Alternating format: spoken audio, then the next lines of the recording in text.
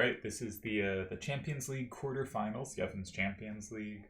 We are playing My Ruleset first. I'm sort of interested in if you're going to play one open and one closed, and total score is what matters. So say you win the open 6-4 but lose the closed 7-3, you're out. Would you rather have the open game first or second, or the closed first or second? Because the open game in general will have less volatility in the score. So I think the natural progression is start with open, which is likely to be a score of 4-6, 5-5, or 6-4, and then hit the closed where there's a real chance to overturn, a 6-4 deficit, even sometimes a 7-3 deficit. But maybe you have better chance to also, if you know you're defending a 6-4, to play safer in the closed, right? You can make a bunch of decisions. On the other hand, if you play the closed first, it might be really easy to play to the result of the closed. I think playing the open first leaves both games with more importance. I think putting the closed first is going to really increase the importance of the closed game. All right, let's look at their hand. They have a lot of power up. That's readily apparent. And their weakest direction is clearly down. Now, that doesn't give my hand any particular immediate safety, but we'll keep that in mind. My hand is clearly side to side, not as good up or down, but with some ability in both directions. Notably, both my cards that are better at up-down than the rest of the hand, my 7-up and 7-down, both of them are a little oriented to the left side of the board, right? Both of them have more power in that direction.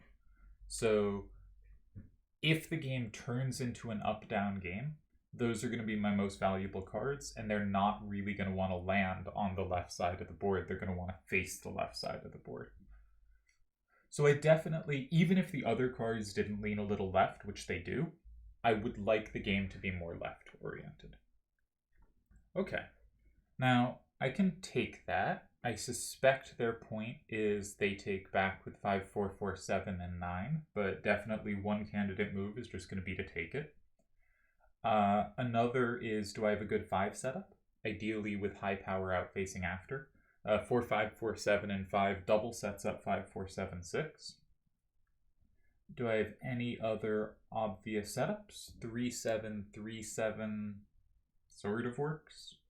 Sort of. All right.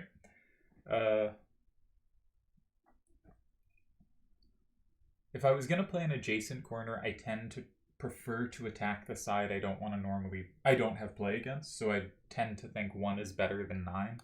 But if I went 1 here, I'd really be making the game face upwards. There's also the opposite corner play, but 5, 7, 3, 6, and 7 isn't safe. I don't really want to use 7, 5, 3, 6. That seems a really important card in my hand. So I think my main moves are going in 5 or 6. I should check if 4, 5, 4, 7 sets them up. It does not. They have no particular play against that, except for 7, 6, 4, 3. They get the combo in 4. I'm probably never going to be playing around the card in 5, and likely neither are they, such that that combo is worth all that much. If I do end up following up with 5, 4, 7, so I'm looking at 4, 5, 4, 7, and 5. If I do end up at some point playing 5, 4, 7, 6, and 2, they can take it with 7, 7, 2, 3. And that's easy to take, but I don't have great play against that. I can't take that with high out facing. And if I end up playing 5, 4, 7, 6, and 6, they can take with 7, 6, 4, 3, and I'm much better at recapturing that. Okay. What else is going on? There was also the take immediately option. And the question there is, can I set up an effective L? The answer is probably not so much, right? 7, 5, 3, 6, and 6. 5, 4, 4, 7 in 9. I can't take that. I could go in 5 immediately. That might be interesting. Say I went in 5 with 5, 7, 3, 6. That sets up a threat in 8. They probably have to block that, and they can't combo it. Any block they do will flip the card in 5, so I don't have to worry too much about getting comboed roughly. So I guess the question is, if I go 6, do they have something in 8? And I don't think they do. So I think I should just capture this starter. I think I should just capture this and intend not to set up the L in 2 because I don't have an L I'm happy with. But to, though there might be a good L. We'll spend more time on that next turn. But I think my goal is actually to go in the less common square of 5 because I don't give them 2 and I make a threat in 8 that they have to block, but they can't block while comboing. And I'm doing it with 5, 7, 3, 6, which also does give them a combo in 4, though. I missed that. Now, due to me having the threat in 8, and the fact that they have to flip 5 if they block 8, I think it's okay to concede that. I think that's okay, but you could imagine, because they have the threat in 6, if they go 9, I go 5, they might have 7. Because then they can always meet 8 with 4. Now, 7 can't set up the same card. Alright, so this is something we're going to have to look at next turn. What else is there? If they go 9, we can also go in 2. So the obvious L is 5, 4, 7, 6 in 2 because it gives me 5, but it gives them 5, and I walk into... I guess I don't walk into a combo because they've certainly flipped my card in 6, but it gives them 5 as well. It also means I've sort of lost the up-down cards in my hand. One of the things I was worried about at the start has kind of happened, where there's a decent chance I use my up-downs early in a game where the final column left open is the 1, 4, 7 column, and I have pretty bad cards for that. So I think that's not a card I want to use, but even if that isn't, 1, 4, 7 is the last column I wanted left open, right?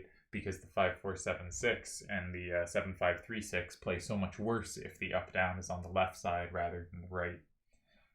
So another thing I could do is... no, it's all a little uncomfortable. It's all a little uncomfortable. I don't love the L. I really am planning to go in 5. I'm annoyed that I gave up. I concede that combo in 4, though. I didn't see that quickly, and it's not great for me, is it? Okay, but what's the worst that can happen? So they go, say, 5, 4, 4, 7, and 9. I go 5, 7, 3, 6, and 5. They go in 7. I play 3, 7, 3, 7, and 8. I'm still locking in 9 and 8, right? They combo everything from 4, but that won't even take back whatever they put in 6. No, okay, so this isn't so worrying. It does mean they could potentially, like, if I go in 5, they might be able to, like, block 2, with the point that if I go in 8, they still have 6. But they can never take 6 back. Okay, they used a different card. Interesting. That lets me take it immediately, but they do have combos back on any card I could take it immediately with. So I think that's unlikely. It means I don't have the same kind of setup in 5. And they have play against things I put there. Alright, this might force me towards the move in 2, but the move in 2 may have just gotten a lot better. Because if they block with 7, 6, 4, 3, they've now given me a same in 8. If they go in... If they go in 1, I do have a pretty good card for 5. It's hard to imagine this is that bad for me. Importantly, I will also have captures on anything they put in 1 from 4, even without having many up-down cards in my hand. The 5 up is actually pretty strong. So I'm thinking now I head for the L. Can I do something in 8? Like walk into the combo but combo back. Something like 3, 7, 3, 7 in 8. They combo me with 7, 6, 4, 3, and I hit them with 5, 4, 7, 6 in 5. No, I cannot. They combo me in 4. So, all right, I think we're going to go 5, 4, 7, 6, and 2. I should be writing down these moves for my database. Oh, I forgot to say best of luck.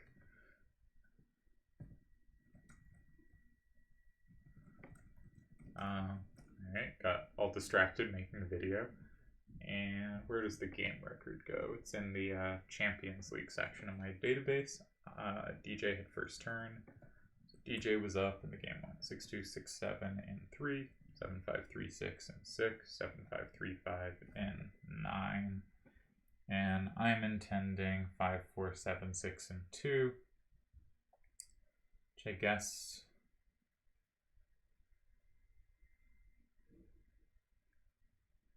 I'll go for. I don't know.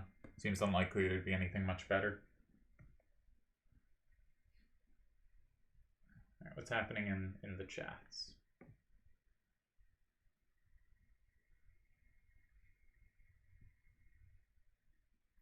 Alright. Yeah, we both were late on the good luck trigger. Oh, so the other point is if they block 5 anything else, if it's not 5, 4, 4, 7, they give up coverage of either a 6 or 7 to the left, so it's easier for me to go an 8. And if it is 5, 4, 4, 7 or 7, 6, 4, 3, that same and 8 is really good for me, right? Their only good blocker of 5 is 7, 7, 2, 3. And if they use 7, 7, 2, 3, then 5, 7, 3, 6 is landing an 8, and they've lost all ability to take those leftward 6s. And I should have enough variation up and down with the 4 and 3 to not walk into an ending combo. Like, you could imagine a spot where, like, they go 7, 7, 2, 3, and 5, I go an 8, they go 5, 4, 4, 7, and 7, and if both my cards have 4s up, then suddenly 7, 6, 4, 3 can potentially dominate me. But I don't think that's going to be the case here. They could go 4, set it up so if I get 5, they get 1. That actually seems a decent idea here, a decent square pairing. Though there's a good chance I'd have moves in 7, say. Probably have safety in 7, because they probably have to use something like 5, 4, 4, 7, which doesn't set up much for them, so it's a hard move to play. There's also the C. The C is probably pretty good. 8 looks like a decent move to me, because it's hard for me to occupy 5 when 1 is still open. So making a move that starts locking something in while leaving 1 and 5 open definitely has a logic to it. The thing is, they want 1 and 5 to be paired, but not in a way where it's the last 2 squares of the game. Because if 1 and 5 are the last 2 squares of the game, and they have 7, 6, 4, 3, then I make them make their last move in 1 and they're miserable. If their last card is 7, 7, 2, 3, I make their last move in 5 and they're miserable, right? So, but 8 sort of says you should play in 5 now or I will, and if I play in 5 then, they have the plus wall in 1 that potentially flips enough extra cards to be favorable for them. Specifically because any of my cards in 5 is kind of hard for me to... They do find 8. Very nice move, I think. So I played 5, 4, 7, 6, and 2. They played 5, 4, 4, 7, and 8. All right. So we have safety in 7.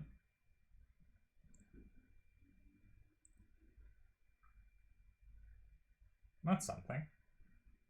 Is it much? Not really. For instance, if we go in 7, you know, with any of a number of cards, it's not much. Yeah, this move looks pretty good. Okay, let's just go through our options. If we go something in 1, they presumably play 7, 6, 4, 3, and 5, and we lose. If we go in 5, we walk into combos. So if we do it 4, 5, 4, 7, and 5, we go up 6, 4. They play 7, 7, 2, 3 in 1. That flips 2 things back, so they're up 6, 4, and I don't have a double capture at the end. So I think moves in 1 and 5 are both losing. If we go in 8, in 7, if they block 5, It doesn't really matter whether they flip. I guess it does matter whether they flip the card in 1. If they go 5 with 7, 7, 2, 3 and don't flip it, then as long as I have 5, 7, 3, 6 left in my hand, I win. Because they have no captures at the end. If they go 7, 6, 4, 3 and do flip it, they're up 6, 4. I can take back from 4 with anything and we tie. So that looks like a tie. If I go in 7 and they go in 4, I can play against whatever they have left, as in, if they have 7, 7, 2, 3, I can block 1. If they have 7, 6, 4, 3, I can block 5. So I don't lose there. And if I go in 7 and they go in 1, they never set up.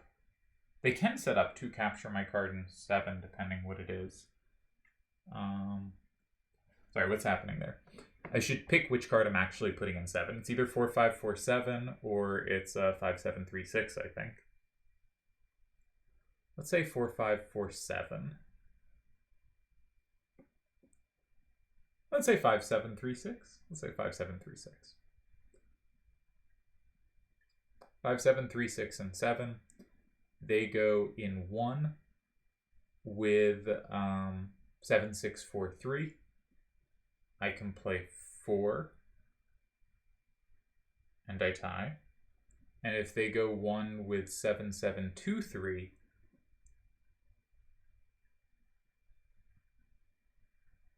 then I can block 4 with a 7 to the right.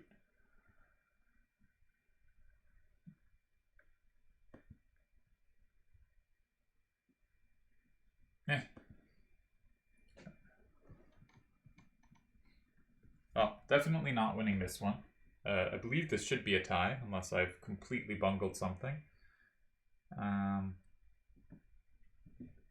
Let's go through the moves again.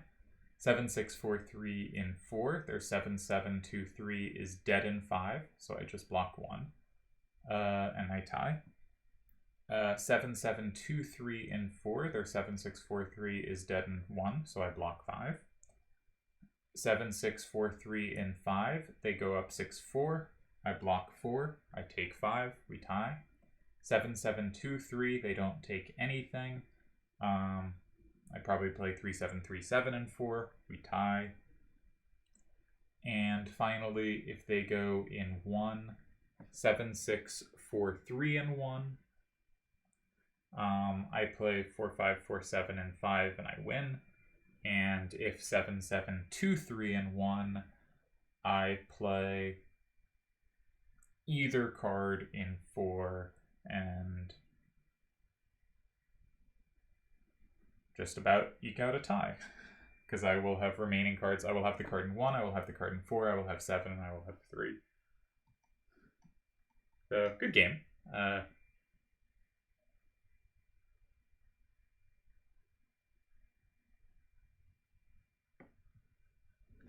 Nicely played. I think his move in 8 was very good. Probably easier to see than I wanted it to be because it was safe. Because I got to 8 is kind of the square they should play, but I didn't realize it was always also safe. And the more reasons there are to find the kind of best idea, the easier it is to find. But 8 is a very good move in these structures. I think 8 is underrated when you land in these L's. I think the C shape is quite decent for first turn a lot of the time. Also, DJ did a nice job of making sure the game would face a direction his cards played well. And even though he sort of sacked his starter, he has pretty good play after. Like, it's clearly me having to be careful to get the tie here after this move in 8, right? We reached an L, and an L that seemed pretty decent for me, but he found a move where it's me that has to be careful, not me that's looking for a win. So I think he played this game really nicely. And I should be ready to post it.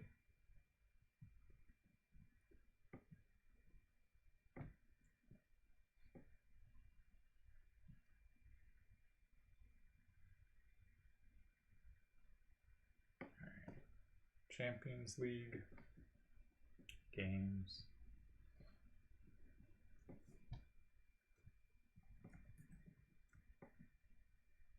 It's the move order. 3, 6, 9, 2, 8, 7.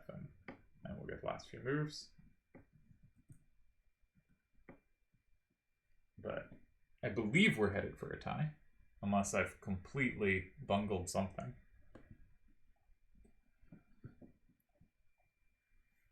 I wonder if I had something better than 2. After their move at 9, not using the 7 outwards, I no longer liked the setups in 5. And I never loved my L's. Maybe my move in 6 wasn't that hot. It seems kind of natural to grab something, but it's not really... It doesn't really orient towards structures where my cards played well. I didn't love the move in 5 either, though. So maybe it was just a good starter, you know? It happens. Maybe I under-considered 3-7-3-7 in 5? But any of the cards I put in 5 were all giving him 6s and 7s to play against. Maybe actually I should have more seriously considered 1, because I saw that his cards worked well going up, but what I didn't see early was his cards had so much plus wall potential against the many 6s and 7s to the left in my hand that I was really overloaded with 6s and 7s facing left, and that their 7-6-4-3 and 7-7-2-3 could really punish those cards. And I didn't really see those possibilities, and if I had, maybe going in 1 does direct the game up, but what I really don't want is not for the game to be directed up, but I don't want the game to be directed to the right. And I allowed it to be, and maybe that would have been a chance to get more pressure.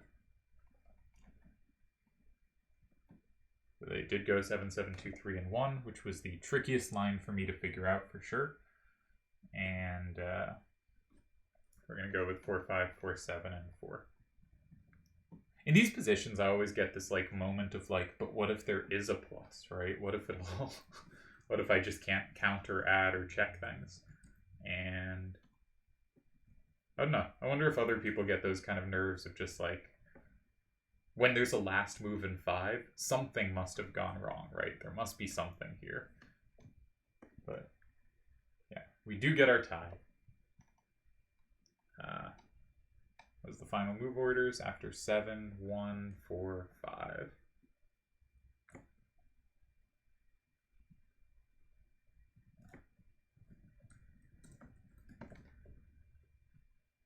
All right, so I haven't actually made a hand for his rule set, so we're gonna bring up what that is now.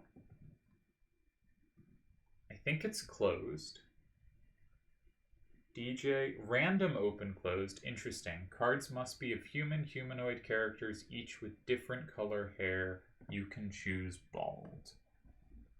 Okay. Interesting.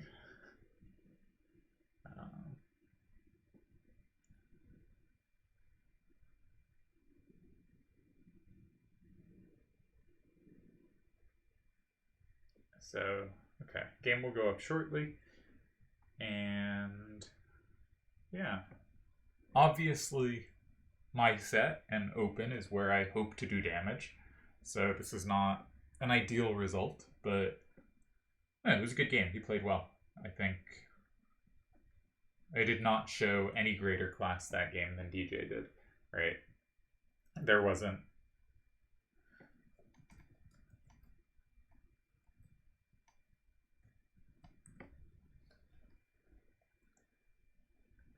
I wasn't the one who got the better of that one.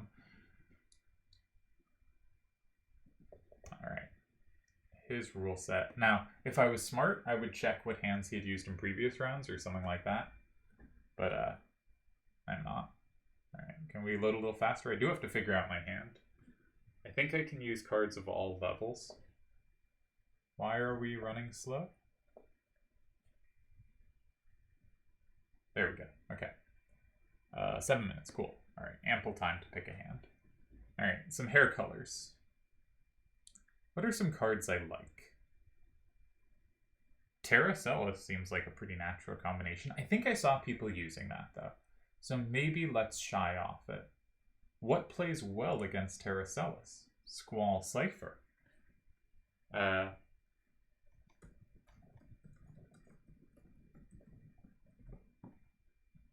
So that is an incredibly generic thing to do, but it's a little worse in open close than it would be otherwise. I assume Squall's hair counts as brown.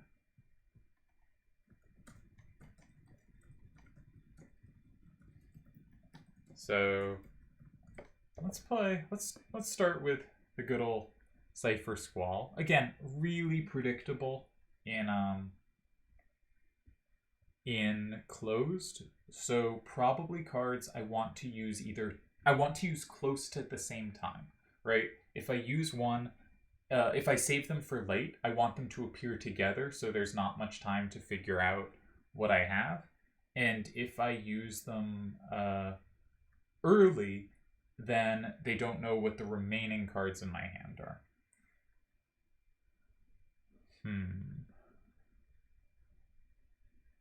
So we're looking for cards that aren't yellow or brown, blonde or brown hair. All right.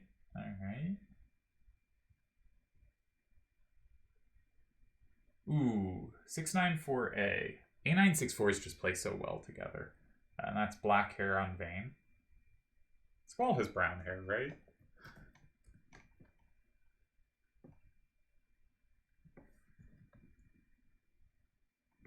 Yeah, that's definitely brown hair. That's not black. Cool. Alright, so let's throw in Vayne, because I'm a big believer in just the ability of A964s to create magic together. What else can we find? I would like corners for 3 and 9. And I need odd hair colors. Like 377A, White is a different hair color, but 9893 doesn't play too well with my cards. Kind of reddish, the 8867. But not a corner I want.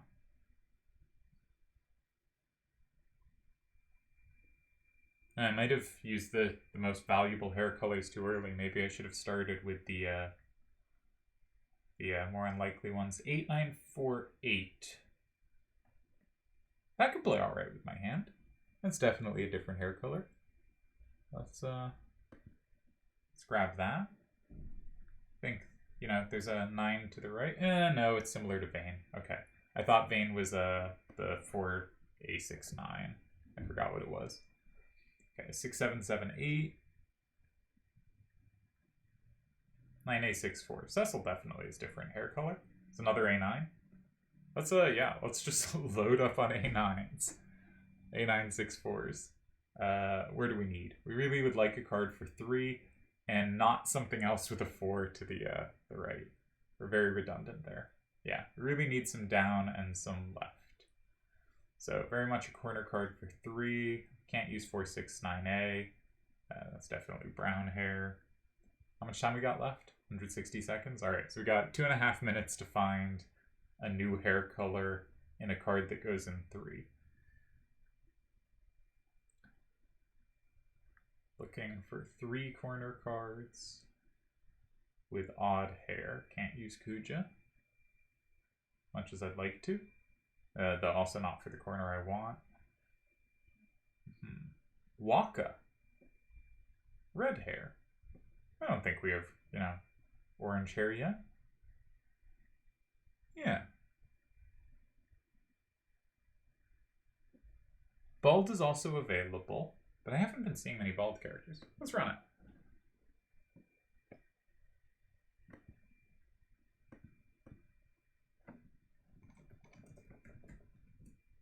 Okay. That he hasn't picked a hand yet suggests maybe it's good that I didn't check.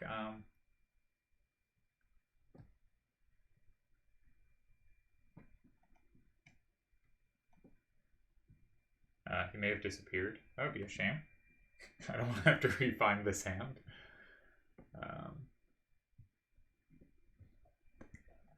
Might be a little predictable with the massive A9s. I should actually Let's open up a second window and do view cards and just have level 10s open so we can kind of skim for hair colors that might be in his hand if this ends up being closed. I will close that window if we get open. We got open. All right, so they went Squall Cypher too, but that makes me feel even better about not using Terra and Celis, because Terra and Celis really play terribly against Squall and Cypher, which is really a problem for them because they're a great combo, but they play bad against the most popular combo. All right. Also, very A90 on their end.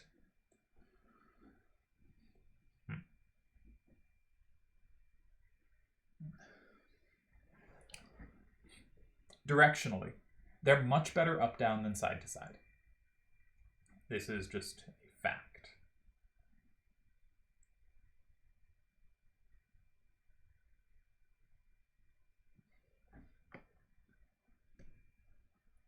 So, can I play against that? I sort of like the idea of Vayne in 7 because I feel like it induces Cypher in 5 to set up Squall, but that sets up my Squall too. And then I could play like Cypher in 3, and because I have last turn, I have all the setups. Just an idea. Because Vayne can do a Cypher impression, right? And thus set up Squall more. The downside of that is they probably just flip me with like Vanille in 4. And am I all that excited about that position? Nah. There's also Cecil in 7. If they take with Vanille, I can take back with Waka. I'm not incredibly enthused about that position either. But also somewhat unlikely they take immediately. What else could they do? Can they set up against me? They could play Squall in 9, but they don't have a good recapture. They could play Vanille in 9, but then they don't have a good capture in 4 anymore, a good threat, so I can block 8. If they go 5... I don't think there's much there, so I might end up with Cecil in 7. Seems like a move. Apparently his saved hands had an issue. That's a shame. Another thing is just drop something in 5. You know, either Cypher or Vayne in 5 is gonna just play really well for Squall down the road. But I think that gives him a little more control than I want, and my hand isn't really prepared enough that I'm confident of that. Yeah, let's go for the strong corner.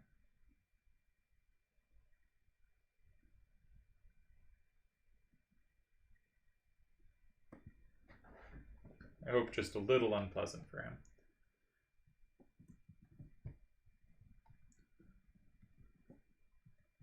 And yeah, make sure we're vaguely ready to post the game. I'll put in the move order after it's played. I don't need to be rushing to do that. Good game 1. So the main thing I checked was, do I have the captures covered? And I sort of assumed so.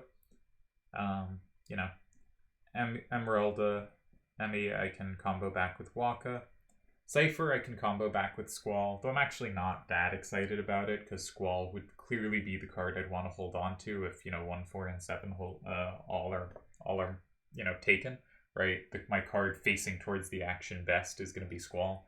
So, little shame to use Squall there, but clearly should be pretty promising. And what else? Yeah, they have trouble setting up for 8. Also, it sort of blocks the corner that they most naturally have an extra card to play in with Billy Lee Black. And so they don't really have anything for the opposite corner. You know, there's nothing that naturally goes in 3. They could certainly play something like Cypher there, but anytime they go Cypher in 3, I'm just so tempted to play Cypher in 5 and say my Squall is going to be so powerful. And that might not be what I end up doing, but it is very appealing. Or if I want to set up against it a different way that maybe doesn't set them up as well against my starting corner, Cypher in 9 will also set up Squall, right? Anywhere I put Cypher next to their Cypher inherently sets up Squall. And so Squall will end up having both sides of their cipher really nicely there, and that favors first turn. Okay, they go this way. That's logical. So the problem with them going in 4 is I can combo in 1, right? But if you block 1, then you have a real threat in 4. Now, a bunch of things we can do. I do not think we should do something like Cipher in 5. There's some appeal to that, but in general, it gives them 4 too easily. And we know they have a card that fits in 4, and I can't really combo back. So, you know. And also, they probably just play Emmy there anyway. So, okay, don't want that. I can block 4 myself. And that's probably the kind of chalk move. And then the question is, because I won't flip 1, do they have a good L? Depends what I block 4 with, but presumably I'm blocking 4 with a 9 facing out. So presumably the way to set up a threat in 5 is to play either Emmy or Vanille in 2. Otherwise they don't have a threat in 5, and I have freedom because both 4 and 8 will be safe. If they do block with one of those cards, I can certainly play Squall in 5. In which case, I probably prefer to have Cipher out of my hand, because 6-9-8-4-8 probably plays better facing the action than Cipher does. Little unclear. So say I start with Cipher in 4. They play, say, Emmy in 2. I play Squall in 5. Actually, if I have Squall in 5, Waka has any card they put in 1 covered.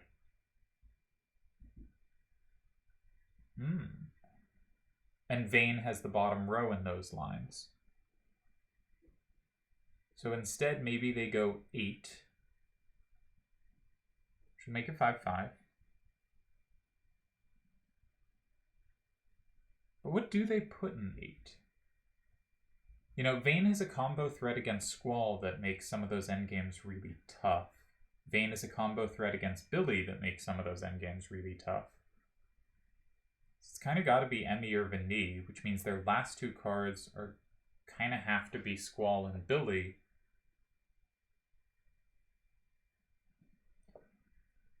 Which have no down.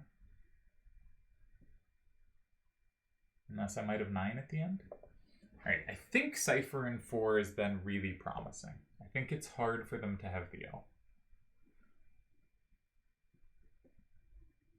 And I think Vane and Waka will play well in that endgame. Surprisingly well.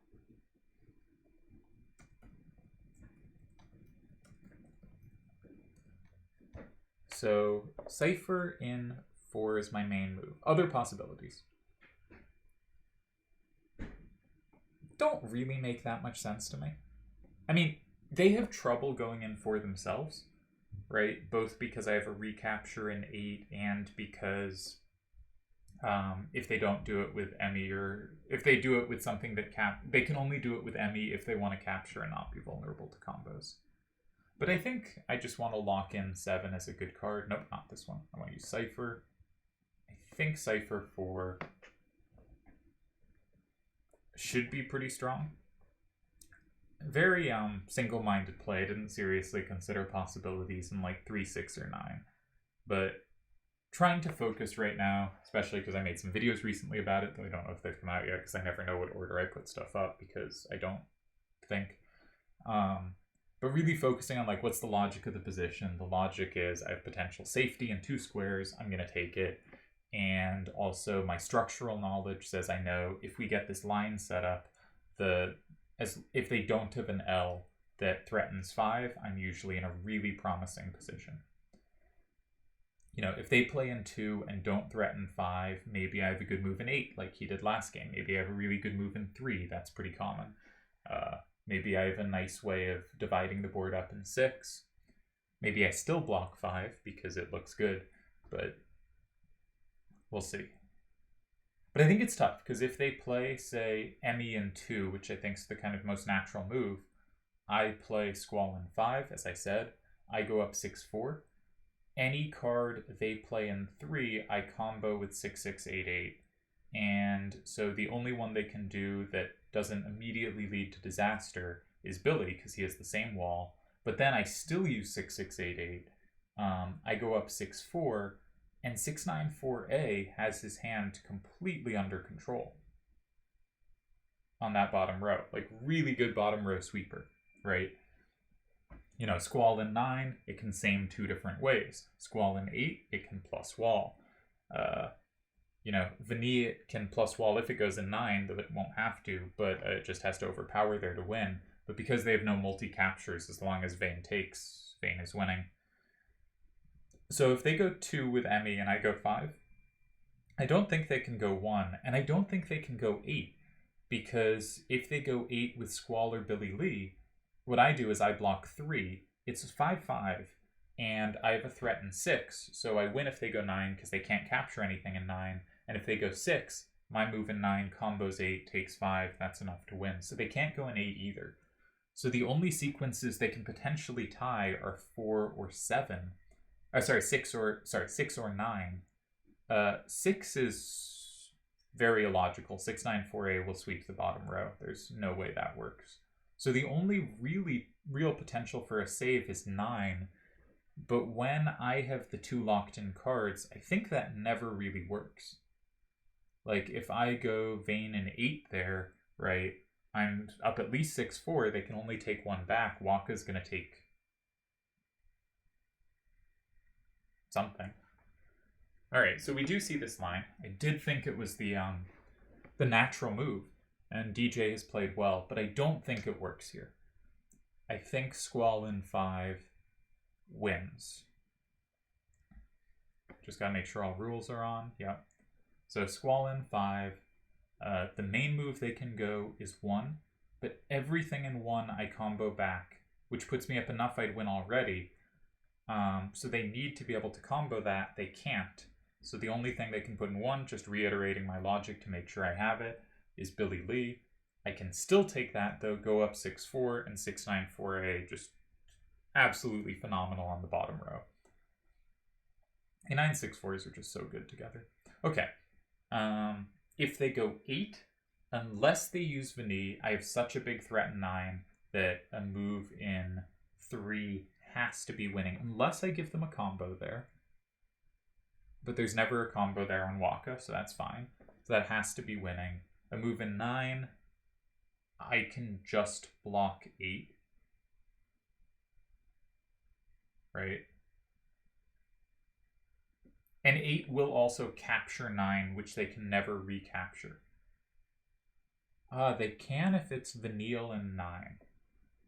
Okay, we'll have to recheck Vanille in 9. 6 doesn't work. So Squall in 5, Vanille in 9.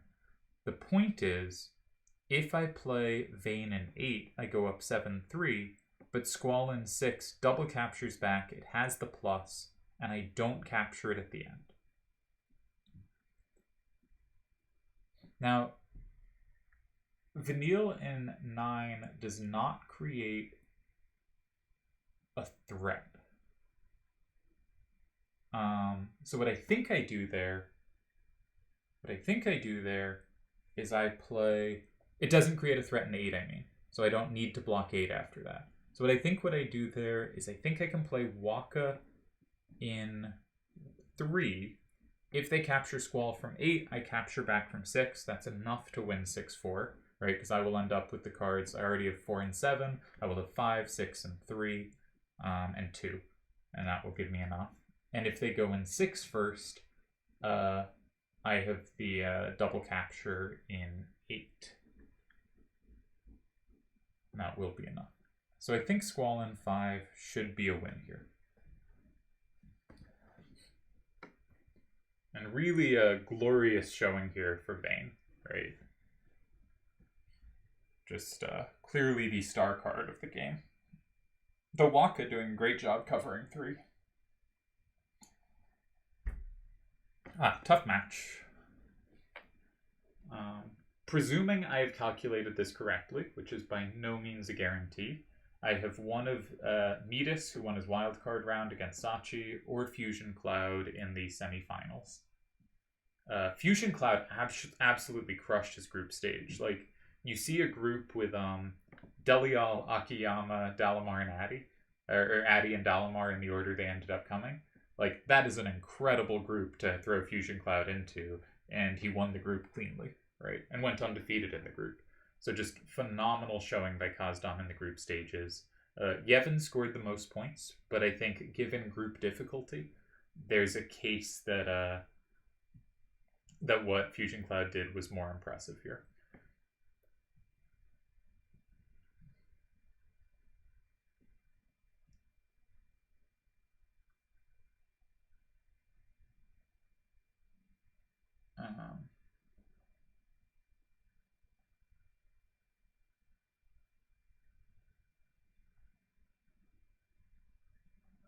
Okay, there's a dumb argument happening in main chat right now. We're gonna ignore that.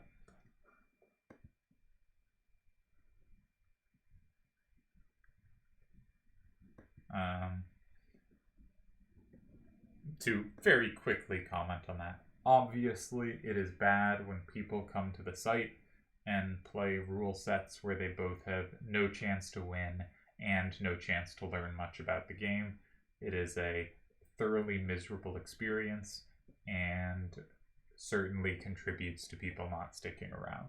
It's obviously a bad thing. We do not want it. That doesn't mean we should do things. Doesn't mean like we have to, ban people who do certain things or anything like that. But it is obviously not something that is good for the community. Okay.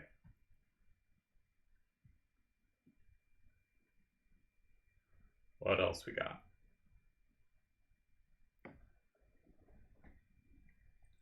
We got a great position here because Vayne is an amazing card. I really think just spamming as many A9/6/4s as you can is like not maybe the best hand possible, but is a pretty top tier hand. And like, as all level 10 kind of hands go, it is pretty close to the top.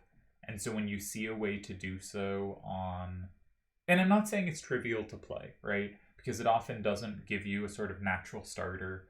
This hand I threw in Waka, which helped for finding a starter because it covers the A's, right? It doesn't naturally have coverage of its own 10s. So you often have to find starters in 5 or starters that exploit an opponent's hand. And it can be hard to exploit an opponent's hand because most hands are pretty well balanced. So I don't think they're trivial to play or anything, but I think they're a really high-end hand. A9/6/4s are just kind of the coolest cards ever.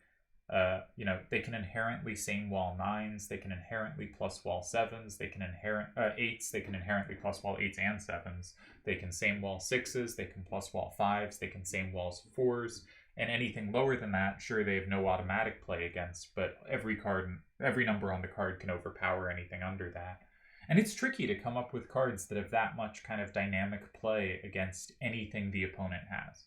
Anything they have, you have tools against with A9/6/4s. And so I think it's an incredibly cool card. A8/6/5s also, I think, have that feature, right? The 6/5 covers 9s, the 8/6 covers 8s, the 8/5 hits 7s, the 6A hits 6s, the 5A hits 5s, and anything on the card can take anything 4 or lower. Alright, I should at this point put in the game just to make sure we don't reach a point. I blank on it. So what's the game? 9A/6/4 in 7, 6/9 A4 in 1, 6/9 A4 in 4, A3 A2 and 2, A4 6/9 and 5, A4 6/9 and 6. So I want to play Waka in 3. I suspect there are other moves that work, but even if there aren't, what I'd like to do is have Vayne get to celebrate that he was the star of the show here, and deliver that finishing blow that Cypher so desires. So yeah, we're gonna play Waka in 3. 6/6 8/8 in 3.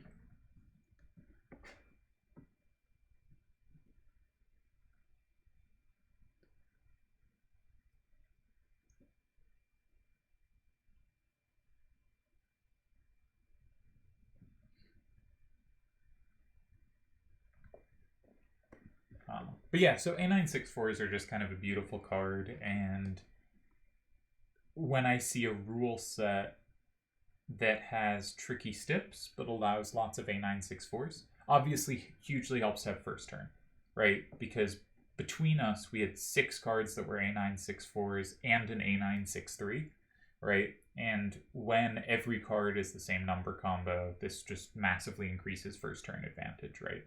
So I say this as if there was a clear plan to victory and it all went, according to plan. But in fact, what happened was we had a matchup of hands where whoever had second turn was going to be really on the back foot. And this is potentially an argument against using A9/6/4s because they are quite likely to be the opponent's hand. And if you want to avoid coin flippy scenarios where whoever gets first turn has a big advantage, maybe you want to avoid the matched up hands kind of thing. So maybe there's arguments both ways on this, but I do think you can just mask them and have them be very strong.